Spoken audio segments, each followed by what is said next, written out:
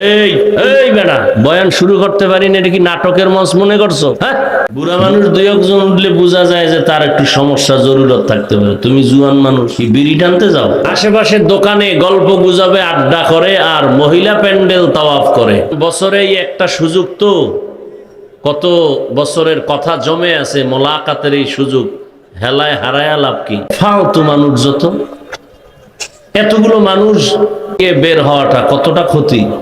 আর যাদের উঠার অভ্যাস, এরা ভিতরে না ঢোকাই তো উত্তম। এরা চারপাশে দাঁড়ায় দাঁড়ায় শুনবে, মাঝে মাঝে বাইরে গিয়ে বিড়ি টানবে, আবার আসবে, আবার শুনবে, আবার বিড়ি টানতে যাবে। আমরাও দেখবো না, মাহফিলের ক্ষতিও হবে না, শুধু তার কপাল পড়বে। কিন্তু ভেতর থেকে একটা লোক উঠা, নিজের ক্ষতি, উম্মতের ক্ষতি, আমাদের বয়ানের ক্ষতি। শুরুই করলাম না, উঠা শুরু করছে। ব্যারাম আসলে সব কপাল, কপালে না থাকলে সম্ভব না। মোবাইল হাতের মধ্যে নিয়ে ব্যস্ত সময় কাটাচ্ছেন জান্নাতের বাগানে বসেও, কোনো ফায়দা নাই আপনার ক্ষতি ছাড়া। জিনেরা দেখতেছে, মোনাজাতের পরে নিয়ে যাবে, আপনি কানলেও আর পাবেন না। এজন্য হেফাজতে রাখেন। আজকে কি পরিমাণ জিন আসছে আপনাদের মোবাইল নিতে, টের পাইবেন মোনাজাতের পর। ও মোবাইল নিয়ে চলে যাবে, আপনি এখানে চাটাইয়ের ভিতরে খুঁজলে কি আর পাবেন? মরদুদ হে পিছে হামে খবর নেহি লেকিন, मरदूद है पीछे हमें खबर नहीं लेकिन एक वक्त में हालाक जो अमाल है सारा, एक वक्त में हालाक जो अमाल है सारा। दरूद व सलाम सैयदुल मुरसलीन रहमतुल लिल आलमीन शफीउल मुज़निबीन खातमुन नबिय्यीन सय्यदुस सकलैन इमामुल मुरसलीन शफीए आज़म रसूल अकरम रहमत आलम नबीयुल अरब अल आज़म हबीब किबरिया अशरफुल अंबिया सय्यदुल अंबिया शफीए महशर साक़ी कौसर आक़ाए नामदार मदीना का ताजदार आफताब नबूवत फख्र मौजूदात सय्यदुल मखलूक़ात हज़रत मुहम्मदुर रसूलुल्लाह सल्लल्लाहु अलैहि व आलिहि वसल्लमेर ऊपर नबीर नामे दरूद पढ़लेन ना केन? गुनाह হয়? गुनाह হয়? বোবার মতো বসে আছেন কেন? জবান বন্ধ পড়েন, সবাই উচ্চ আওয়াজে পড়েন, আবার পড়েন। একবার পড়ছেন, 3টা পুরস্কার পেয়ে গেছেন, আবারও আসতে। 1 নম্বর পুরস্কার 10টা গুনাহ মাফ হয়ে গেছে, দ্বিতীয় 10টা নেক যোগ হয়েছে, তৃতীয় আল্লাহর দরবারে আপনার মর্যাদা 10 গুণ বেড়ে গেছে। हर के बाशद आमिले सन्नु मुदाम आतिशे दोज़ख शवद बरए हाराम। দরুদের অনেক ফজিলত। যেই জমিনে দোয়া হবে আর দোয়ায় দরুদ হবে না, দোয়া আরশে আজিমে যাবে না। যত দোয়া আছে, দোয়ার মধ্যে কি থাকতে হবে? দরুদ। মসজিদে ঢুকতে দোয়া আসেনি, বের হইতে আছে কিনা? দরুদ ছাড়া দোয়া পড়ছেন, কামিয়াব হতে পারেননি। দোয়া কি? ঢুকতে দোয়া কি? আল্লাহুম্মা আফতাহলি, দরুদ সহ পড়তে হবে, না হয় দোয়া কবুলের দরজায় পৌঁছবে না। প্রথম সুন্নাত ডান পা দিয়া ঢুকা না বাম পা? দ্বিতীয় সুন্নাত বিসমিল্লাহ বলা। তৃতীয় হলো দরুদ পড়া, সালাম পড়া, এরপরে দোয়া পড়া, এরপরে ইতিকাফের নিয়তে ভেতরে ঢোকা। বিসমিল্লাহি ওয়াসসালাতু ওয়াসসালামু আলা রাসূলিল্লাহ। এরপরে পড়বেন আল্লাহুম্মা আফতাহলি আবওয়াবা রাহমাতিক। বেশি বেশি দরুদ পড়বেন, হাঁটতে, চলতে, উঠতে, বসতে। নাকি বসে বসে পড়লে সওয়াব নাই? যদি কেউ মনে করে দরুদ পড়লেই দাঁড়াইতে হবে, তাহলে আর জীবনভর ঘুমানো লাগবে দাঁড়াইয়া। শুয়ে শুয়ে দরুদ পড়লে সওয়াব হবে না? দোকানে বসে আছেন দরুদ পড়বেন, গাড়িতে বসে আছেন দরুদ পড়বেন, কোনো বিপদ আপনাকে স্পর্শ করতে পারবে না। এই এই বেটা, বয়ান শুরু করতে পারি না, এটা কি নাটকের মঞ্চ মনে করছো? হ্যাঁ, বুড়া মানুষ দুই একজন উঠলে বোঝা যায় যে তার একটু সমস্যা জরুরত থাকতে পারে। তুমি জুয়ান মানুষ, কি বিড়ি টানতে যাও? না, ফালতু মানুষ যত, এতগুলো মানুষ ডেঙ্গিয়ে বের হওয়াটা কতটা ক্ষতি। আর যাদের উঠার অভ্যাস, এরা ভিতরে না ঢোকাই তো উত্তম। এরা চারপাশে দাঁড়ায় দাঁড়ায় শুনবে, মাঝে মাঝে বাইরে গিয়ে বিড়ি টানবে, আবার আসবে, আবার শুনবে, আবার বিড়ি টানতে যাবে। আমরাও দেখবো না, মাহফিলের ক্ষতিও হবে না, শুধু তার কপাল পুড়বে। কিন্তু ভেতর থেকে একটা লোক উঠা নিজের ক্ষতি, উম্মতের ক্ষতি, আমাদের বয়ানের ক্ষতি।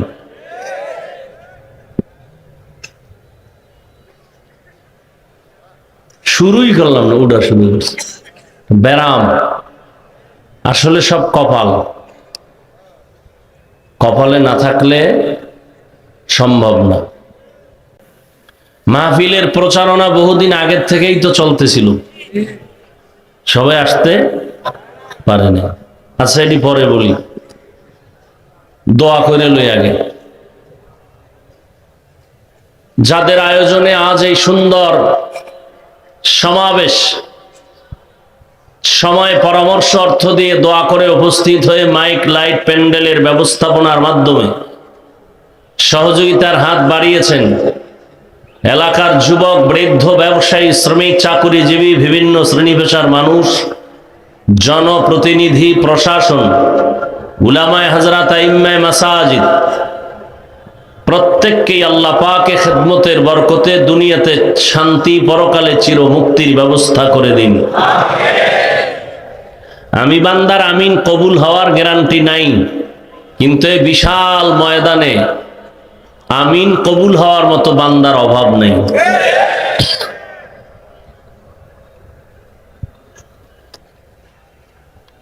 দীর্ঘ সময় হযরত উলামায়ে কেরাম আলোচনা রেখেছেন, কোরআন সুন্নাহ ভিত্তিক দিক নির্দেশনামূলক। জাতির ক্লান্তি লগ্নে উলামায়ে কেরামদের আলোচনাগুলো আমাদেরকে সহি তরিকায় আমল করার তৌফিক দান করেন। উলামায়ে আহলে হকদের ইজ্জতের হেফাজত আল্লাহ করেন। আমার সোনার বাংলায় মিডিয়ার মাধ্যমে এবং ফেসবুকে লেখার মাধ্যমে যারা আলেমদের ইজ্জতকে ছোট করতে চায়, আল্লাহ এদের হেদায়াত দান করুন।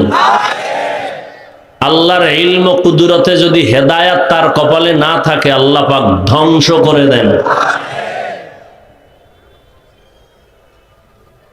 আমি আসছি দোয়ার জন্য। দোয়া এক সফলতার পুঁজির নাম। হাদিস শরীফে রাসূল বলেন, সিলাহুল মুমিন, দোয়া মুমিনদের হাতিয়ার। আদ-দুআউ হুয়াল ইবাদাহ। বান্দা হাজার বছর চেষ্টা প্রচেষ্টায় যতটুকু অগ্রসর হতে না পারে, দোয়ার মাধ্যমে তার থেকে আরো বেশি দূর অগ্রসর হতে পারে। দোয়া বড় এক দামি সম্পদ।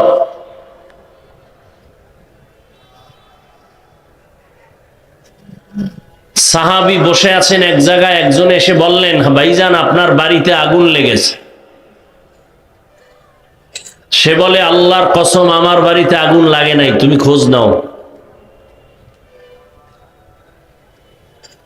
সাহাবী আবু দারদা রাদিয়াল্লাহু তাআলা আনহু গালেবান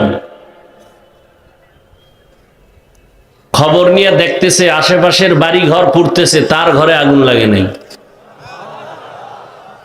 দৌড়াইয়া আসলেন আর বললেন, আপনি এত গ্যারান্টি দিলেন কিভাবে? আপনি কি গায়েব জানেন? বলে না। আপনি গ্যারান্টি দিলেন কিভাবে যে আপনার বাড়িতে আগুন লাগে নাই? বলে দোয়া। রাসূল আমাকে দোয়া শিক্ষা দিয়েছেন, ওই দোয়া আমি প্রতিদিন সকাল ও বিকালে পড়ি। আল্লাহ ফিরিস্তা পাঠাইয়া হেফাজতের ওয়াদা করেছেন। অতএব আমি যেহেতু আমল চালাইতেছি, দোয়া চালাইতেছি, আল্লাহ হেফাজত করবেন। সমুদ্রের ভেতরে তুফান শুরু হয়েছে, মালবাহী জাহাজ ডুবে গেছে, খবর আসলো।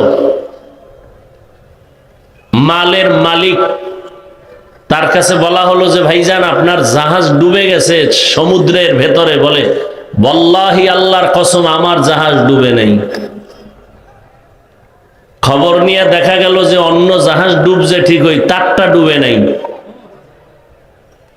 বলে ভাইজান কারণ কি, আপনি গায়েব জানেন? বলে না। কয় কি? কয় দোয়া। রসুল আমাদেরকে দোয়া শিখাইছেন, আমল শিখাইছেন। আমি পাই টু পাই হিসাব করে আমার মালের জাকাত দেই। যারা সঠিকভাবে মাল জাকাত আদায় করবে, হেফাজত করবে, আমানতদারি রক্ষা করবে, আল্লাহ ফিরিস্তা পাঠায় তার মাল হেফাজত করবে। এই বাচ্চা মোবাইল বন্ধ করো। কেমন মা বাপ বাচ্চার হাতে মোবাইল দিয়ে তারা আনন্দ করে? ছুরি দিয়ে জবাই দেওয়ার চেয়ে মারাত্মক ক্ষতি হাতে মোবাইল দেওয়া।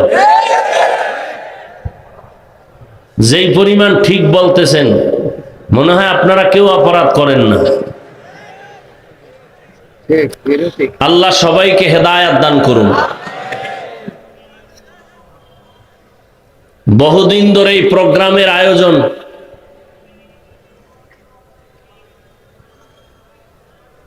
অনেকে আসার পাক্কা নিয়ত করেছেন, আসতে পারেন নাই। জরুরি কারণে যদি আসতে নাই পারেন, আল্লাহ তাদেরকে আসার সওয়াব দিয়ে দিবেন। সুবহানাল্লাহ। আসে না? আর একদল আসছেন বাড়ির থেকে, অমুক জায়গায় ওয়াজ হচ্ছে যাই, কিন্তু কপাল খারাপ, প্যান্ডেলে ঢুকতে পারেন নাই। তারা কোথায়? আশেপাশের দোকানে গল্প গুজবে আড্ডা করে আর মহিলা প্যান্ডেল তাওয়াফ করে। কারণ বছরে একটা সুযোগ, তো কত বছরের কথা জমে আছে, মোলাকাতের এই সুযোগ হেলায় হারায়া লাভ কি? এরকম কিছু মানুষ আছে না নাই? দোয়া করি আপনারা আমিন বলবেন, আল্লাহ তাদেরকে হেদায়াতের দৌলত দান করেন। আর একদল আল্লাহর বান্দারা প্যান্ডেলে ঢুকছেন ঠিকই, কিন্তু এরপরও কামিয়াবির দরজা থেকে তারা দূরে মোবাইলের কারণে।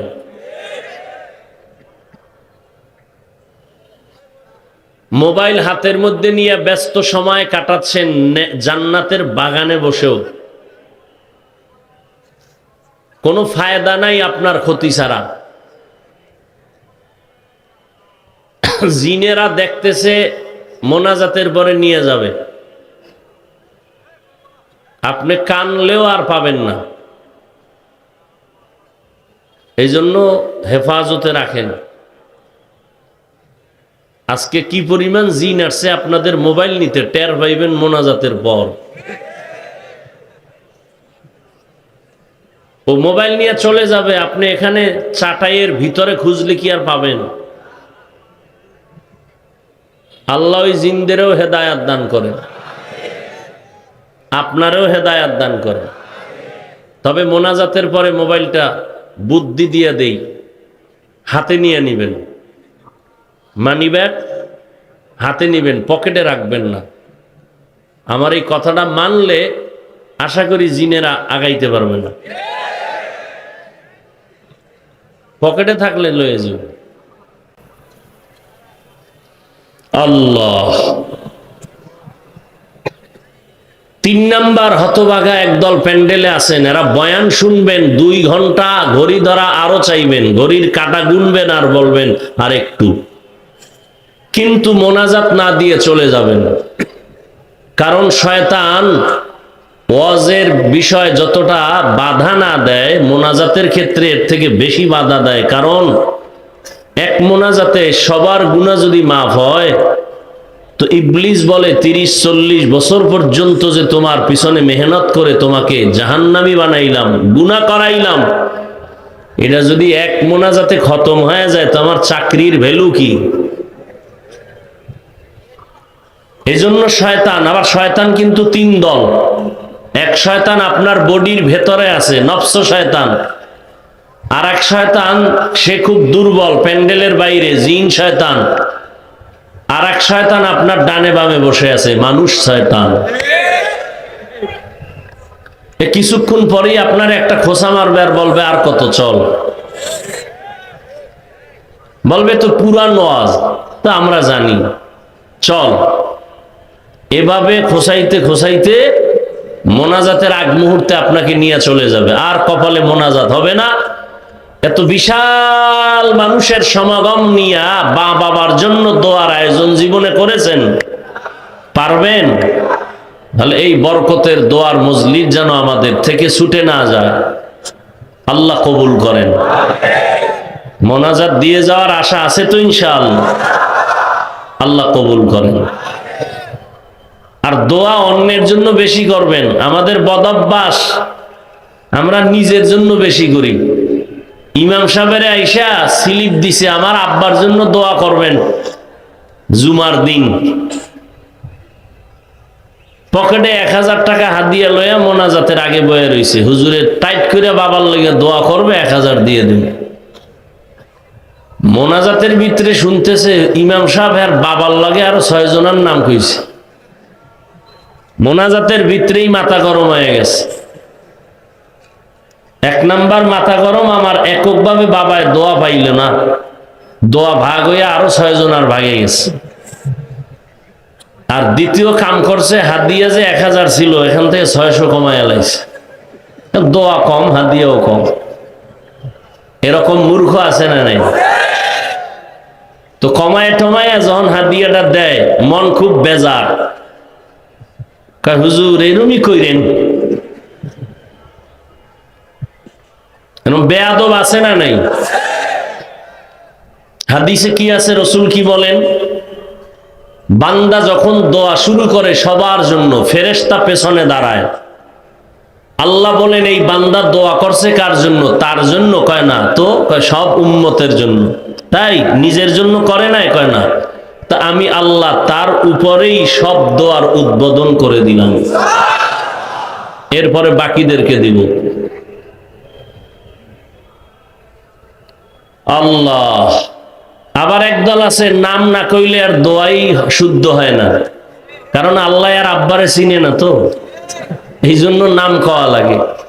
কোরবানির সময় দেখেন না, বিশাল চিঠি দেয়, গরুরে শোয়াইয়া রশি দিয়া বাইন্দা এবার ইমামের হাতে দেয় চিঠি, 7 জন ভাগের চিঠি, মায়ের নাম, বাবার নাম, ওয়ার্ডের নাম, ইউনিয়নের নাম। এত কিছু কেন? কয় এই নামে তো অন্য জেলায় লোক থাকতে পারে, তো দোয়াটা যদি হেদিয়ে চলে যায়। এরকম মূর্খ আছে না নাই? আল্লাহ হেদায়েত দান করুন।